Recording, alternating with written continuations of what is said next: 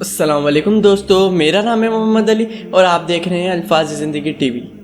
براق جو حضور پاک صلی اللہ علیہ وآلہ وسلم کو معراج کی رات کو عطا کی تھی، اس پر سوار ہو کے حضور پاک صلی اللہ علیہ وآلہ وسلم تمام آسمانی دروازوں کو عبور کر کے اللہ تعالیٰ تک پہنچے۔ اب صلی اللہ علیہ وسلم نے جنت اور جہنم کا مشاہدہ کیا اور یروشلم میں انبیاء علیہ السلام کو نماز بھی پڑھائی۔ یہ سواری یعنی براق مسجد الحرام سے مسجد الاقصیٰ تک اور پھر وہاں سے تمام آسمانوں تک اسپیڈ آف لائٹ سے سفر کرتے ہوئے اللہ تعالیٰ کے عرش تک پہنچے۔ واقعہ معراج اللہ تعالیٰ کا ایک معجزہ ہے۔ جس طرح ہر معجزے کو سمجھنا اور واضح کرنا انسان کے لیے ممکن نہیں ہے، اسی طرح سے معراج کا سفر اور براق کو مکمل طور پر سمجھنا انسان کے لیے ناممکن ہے۔ برق عربی زبان میں بجلی کو کہا جاتا ہے، یعنی روشنی کو، جو 1 سیکنڈ کے اندر 3 لاکھ کلومیٹر کی رفتار سے سفر کر سکتی ہے، یعنی یہ ہماری دنیا کے ارد گرد 1 سیکنڈ میں 7 چکر لگا سکتی ہے۔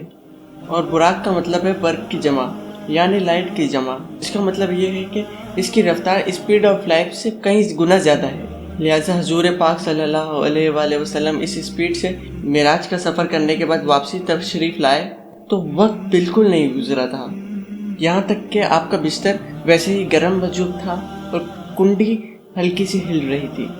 اس دوران رات کا کچھ پہل ہی گزرا تھا، لیکن آپ صلی اللہ علیہ وآلہ وسلم نے کئی سال کا سفر چند لمحوں کے اندر طے کر لیا، جسے آج 21ویں صدی کی سائنس ٹائم ڈیلیشن کے نام سے تسلیم کرتی ہے۔ براق کو جنت سے لایا گیا تھا۔ اس کا سائز گھوڑے سے تھوڑا چھوٹا اور گدھے سے تھوڑا بڑا تھا۔ اس کے قدم اتنے بڑے تھے جہاں تک اس کی نظر جاتی تھی، یعنی اندھا دھند رفتار جس کا اندازہ کرنا بہت مشکل ہے۔ براق کے بارے میں مشہور ہے کہ اس کے 2 پر تھے۔ یہ بالکل جھوٹ ہے اور نہ ہی اس کا حدیث مبارکہ میں کوئی ذکر موجود ہے۔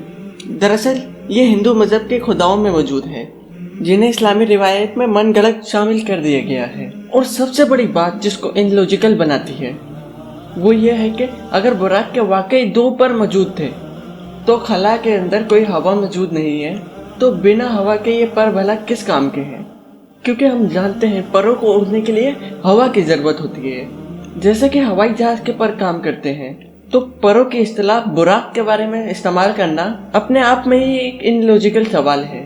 اس کے علاوہ حدیث مبارکہ سے ہمیں یہ معلوم ہوتا ہے کہ یہ جانور انتہائی ترین خوبصورت تھا، تو اس کی خوبصورتی کی وضاحت کرنے کے لیے چند جاہل لوگوں نے اس کے چہرے کو ایک خوبصورت لڑکی کے چہرے سے منسوب کر دیا، یعنی ان کے مطابق اس جانور کا چہرہ ایک لڑکی کی طرح تھا۔